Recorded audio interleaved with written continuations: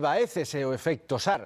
Onte Obradoiro sumou ante o Fuenlabrada a terceira derrota seguida na súa pista despois de tirar por terra 21 puntos de vantaxe.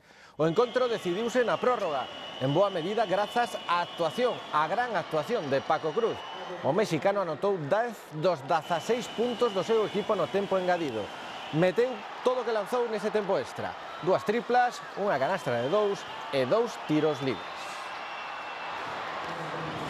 A defensa marcou o encontro entre Obradoiro e Fuenlabrada. Os primeiros 18 minutos os de Moncho Fernández amosáronse moi sólidos atrás.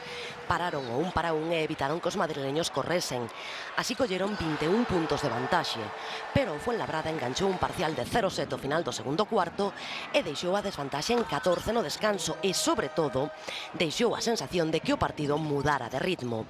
E os de J. Cuspinera confirmaron o nada máis volver do vestiario cun 2-11 de saída e un ataque moito máis fluido. O terceiro cuarto rematou co Obradoiro 7 puntos arriba. A pouco máis de 7 minutos pro final, o Fuenlabrada puxose por diante, primeira vez dende o 2-4. Entrouse aí nunha fase de alternativas na que ningún dos dous equipos foi quen de abrir oco.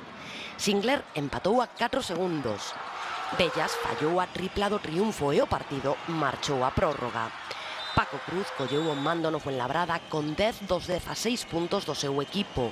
E malia que o Obradoiro tivo a derradeira posesión para volver a empatar, nin Basileiadis nin Simons acertaron dende o 6,75 e o triunfo marchou a Fuenlabrada fundamentalmente porque o Obradoiro non foi quen de defender con intensidade. Nuestro problema grande ha sido la defensa de la transición, sobre todo, que nos ha costado muchísimos puntos por